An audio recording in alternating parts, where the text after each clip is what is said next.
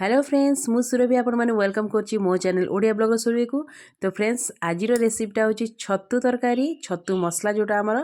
तो यहाँ निश्चित भाव में भल है कहीं यहाँ गोटे यूनिक स्टाइल बना हो। आपण मैंने थरे आपको बनैकी खातु आपको बार बार बनैकी खाया इच्छा करेंगे। तो वीडियो को फुल वाच करंतु। तो चलतु आज रेसिपी स्टार्ट करदे। तो छतु मसला आमको छतु दरकार जोटा मु पाड़ छतु नहीं 500 ग्राम आउ पानी रे ताकू भिजे देछि आउ टिके हळदी देकी 10-15 मिनिट ताकू रखी देछि।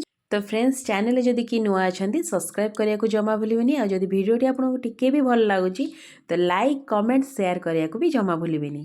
तो देखंतु 10-15 मिनिट हे गेलानी छतु को हमें भल कि क्लीन कर दबा ताकू पीस पीस करी छोट छोट करिकिनी काटिकी रखी नबा। छतु को धोईकी आनी सारा परे सेतरे आधा कप दही ऐड कर देबे। तापरे आमे माने पकेबा सेतरे हल्दी गुंड तापरे लंका गुंड तापरे हमर गरम मसला आ लास्ट आमे गोटे चमच अदा रसुण रो पेस्ट देकी भल कि मिक्स कर दबा आ ताकू 10 मिनिट पई घोड़े की रखी नबा।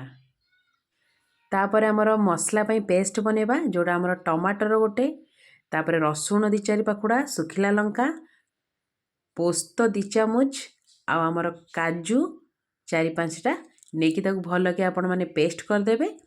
तापरे गोटे कड़ाई बसई से 3 चमच तेल दे देबे।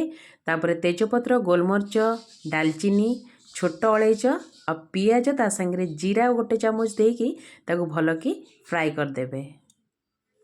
तो देखंतु पियाज हमर फ्राई हो गलानी। आमे जो पेस्ट बनै थिले से पेस्ट को सेदरे दे देबा।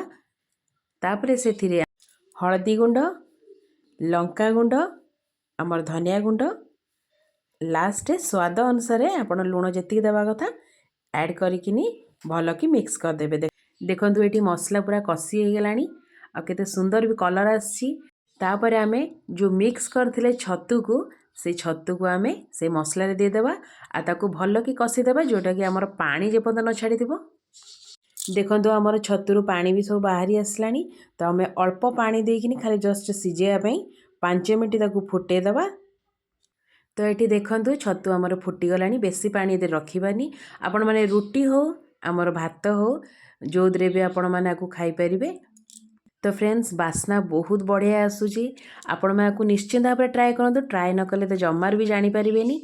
ठीक अछि फ्रेंड्स वीडियो टी एतिक एंड करची नेक्स्ट वीडियो देखाबा। Thank you bye bye.